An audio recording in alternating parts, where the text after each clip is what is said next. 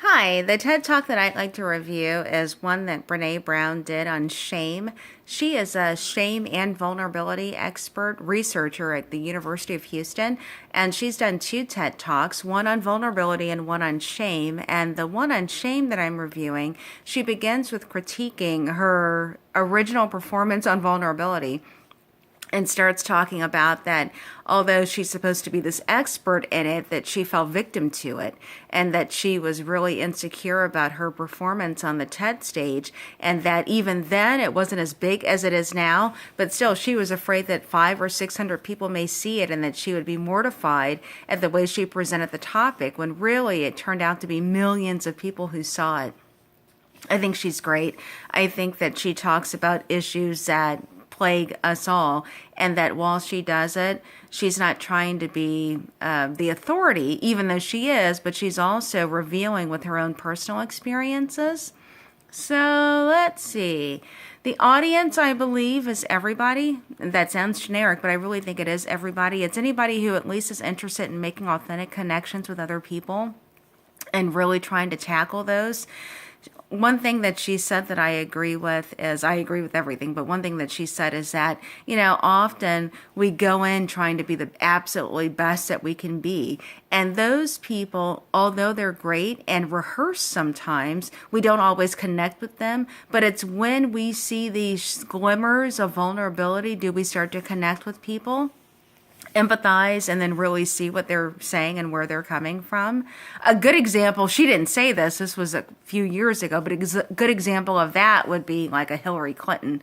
I like Hillary, but still, Hillary, there's something about Hillary's personality. Even though she was saying all the right things, she really didn't connect with her audience, and that cost her the election, amongst other things. But, so that's who I think the audience is. Anyone who's really trying to make authentic connections with other people.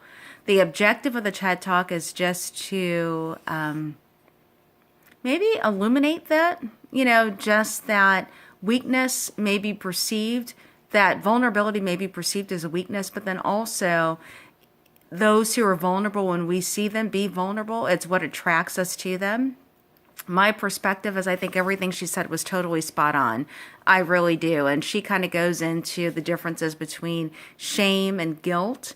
And guilt being that you may feel guilty about an action, but shame is when you internalize that guilt and feel that although what you did was a bad thing, it makes you a bad person. And if you start to internalize that and it starts to affect your self-esteem, that's when you fall into a dark place, and it's kind of difficult to dig out of.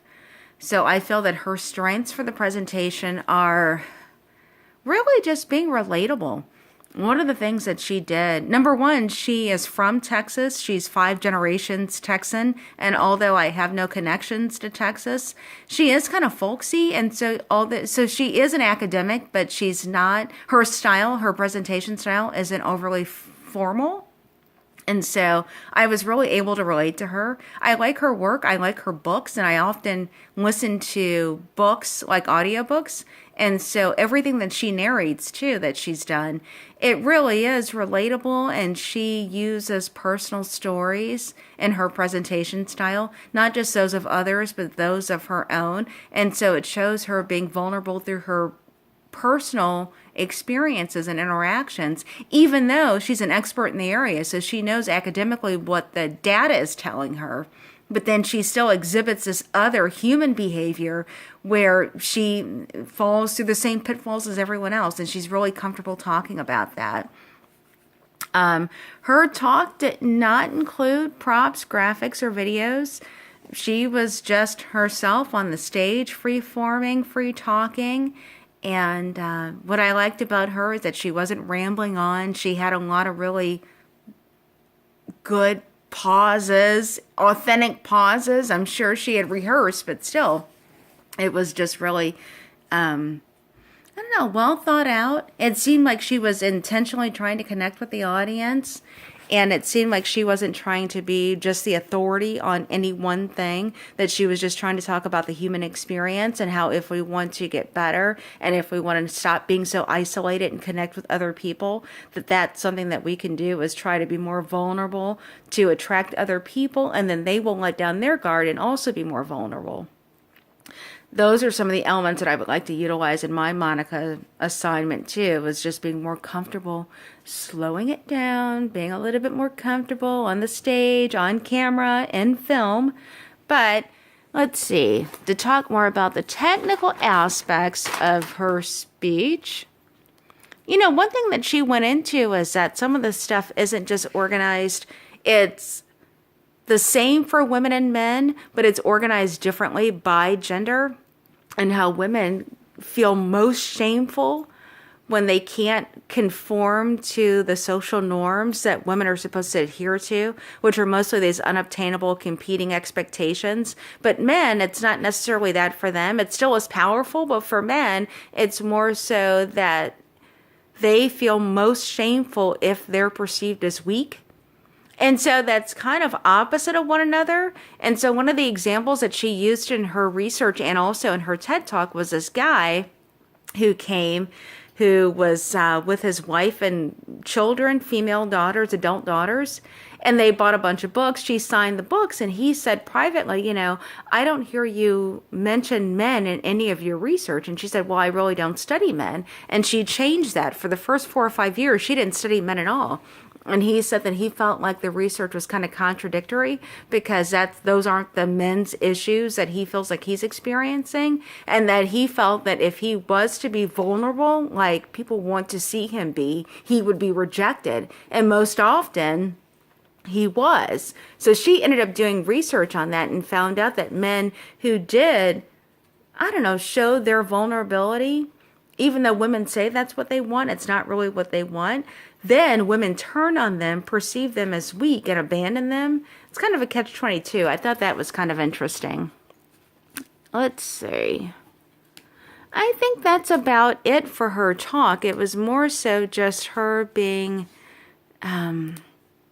in tune with the differences with men and women, and us all being in tune with the differences between shame and guilt. I feel that I agree. I agree with everything that, you know, she said.